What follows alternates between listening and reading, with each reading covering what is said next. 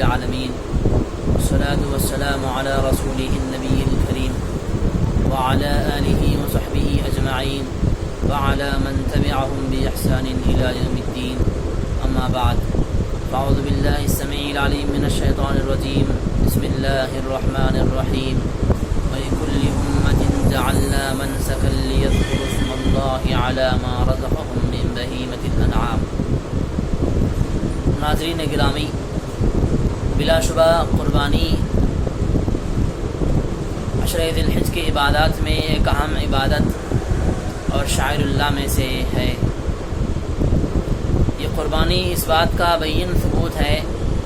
کہ جب بندہ اللہ رب العالمین کی خوشنودی و رضامندی اور اس کا تقرب حاصل کرنے کے لیے ایک جانور ذبح کرتا ہے اور فی سبیل اللہ اس جانور کا خون بہاتا ہے تو زبان قال سے نہ صحیح لیکن زبان حال سے اسلام کے لیے، اللہ اور اس کے رسول کے لیے اپنی جان، مال و اولاد سب کچھ قربان کرنے کا عہد کرتا ہے۔ یقیناً قربانی ایک اہم عبادتوں میں سے ایک ہے۔ ناظرین، قربانی کی اہمیت و فضیلت اور اس کے احکام و مسائل سے تو آپ واقف ہی ہوں گے الحمدللہ، لیکن قربانی کے لیے کتنے دن ہیں، کتنے ایام ہیں، اس پر مجھے آپ کے سامنے بات کرنی ہے۔ سامعین، ہمارے معاشرے، سوسائٹی اور سماج میں جو بات مشہور و معروف ہے کہ قربانی کے لیے 3 دن ہے، قربانی کے 3 ایام ہیں، لیکن صحیح قول اور راجح قول یہی ہے کہ قربانی کے 4 دن ہیں، عید کا 1 دن اور اس کے بعد 3 دن، جن کو یوم التشریق کہا جاتا ہے، ایام التشریق کہا جاتا ہے۔ عید کے دن کی قربانی کے سلسلے میں کسی کا کوئی اختلاف نہیں ہے، لیکن عید کے بعد 3 دن ہے یا 2 دن ہے، اس میں علماء کے درمیان اختلاف پایا جاتا ہے۔ راجح اور صحیح قول یہی ہے کہ عید کے بعد 3 دن ہے، کل ملا کر 4 دن ہو جاتے ہیں۔ عید کا 1 دن اور اس کے بعد 11، 12 اور 13 ذی الحجہ، کل ملا کر 4 دن ہو جاتے ہیں، اور 4 دنوں میں قربانی کے فریضے کو انجام دینا، ان دنوں میں انجام دینا ضروری ہے۔ اور قربانی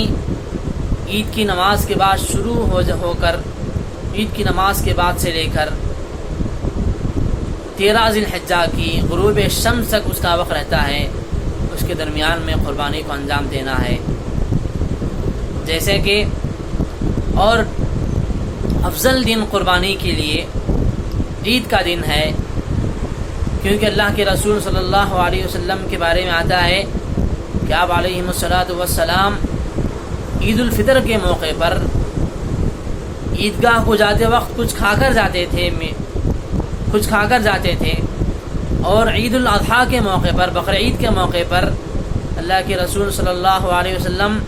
نماز کے بعد آ کر ذبح کر کے ذبح کیا ہوا گوشت کھاتے تھے۔ اسی لیے عید کے دن قربانی کرنا سب سے افضل ہے اور سب سے بہترین عمل ہے۔ اور اس کے بعد 3 دن ہیں اور 4 دنوں میں قربانی کا فریضہ انجام دیا جا سکتا ہے۔ جیسے کہ ایام التشریق، جسے عید کے بعد جو 3 دن ہیں انہیں ایام التشریق کہا جاتا ہے۔ ایک حدیث میں ہے کہ مسند احمد کی حدیث ہے، راوی حدیث جبیر بن مطعم رضی اللہ تعالی عنہ ہیں، وہ کہتے ہیں کہ اللہ کے رسول صلی اللہ علیہ وسلم نے فرمایا وَكُلُّ أَيَّامِ التَّشْرِيقِ ذَبْحٌ، کہ ایام التشریق جو 3 دن ہے وہ تمام کے تمام دن قربانی کے لیے، ذبح کرنے کے لیے دن ہیں۔ اور ابن القیم رحمہ اللہ زاد المعاد میں علی بن ابی طالب کا قول نقل کرتے ہیں رضی اللہ عنہ کہ علی رضی اللہ عنہ نے کہا ایام النحر یوم النحر وثلاثة ایام بعدہ، کہ ایام النحر یعنی قربانی کے دن یوم النحر ہے، عید کا دن ہے، اور اس کے بعد 3 دن ایام التشریق کے 3 دن ہیں، تو کل ملا کر 4 دن ہو جاتے ہیں۔ تو معزز سامعین و ناظرین، قربانی کے لیے صحیح قول کے مطابق 4 دن ہیں۔ ان 4 دنوں میں قربانی کو انجام دینا اور اللہ کا تقرب حاصل کرنا، یہ ایک سچے پکے مومن کی علامت اور اس کا شیوا ہے کہ وہ ان دنوں میں قربانی کر کے اللہ کا تقرب حاصل کرتا ہے، اللہ کی رضامندی حاصل کرتا ہے۔ اسی لیے ہم تمام کو اللہ تبارک و تعالی کے سامنے اپنے عاجزی، اپنی انکساری کو ظاہر کرنے کے لیے ایک جانور قربان کرنا ضروری ہے، اور جانور قربان کرنے کے ساتھ ساتھ اس بات کا بھی عہد کرنا ہے کہ جب بھی اسلام کے لیے، اللہ اور اس کے رسول کے لیے اپنی جان، مال اور سب کچھ قربان کرنے کا وقت آئے تو ہم قربان کرنے کے لیے تیار ہیں اور ریڈی ہیں۔ آئیے ہم اس بات کا عہد کرتے ہیں کہ اگر اسلام کے لیے، اللہ اور اس کے رسول کے لیے ہمیں اپنی جان، مال اور سب کچھ، اولاد اور سب کچھ قربان کرنے کے لیے کہا جائے، قربان کرنے کا وقت آئے، تو ہم اللہ کے راہ میں سب کچھ قربان کر دیں گے، اور سب کچھ قربان کر کے اللہ کا تقرب، اللہ کی رضامندی حاصل کریں گے۔ دعائیں کہ اللہ تبارک و تعالی ہماری تمام قربانیوں کو قبول فرمائے اور عشر ذی الحجہ میں کیے جانے والے ہمارے تمام اعمال کو قبول فرمائے۔ آمین ثم آمین، وآخر دعوانا الحمد للہ رب العالمین۔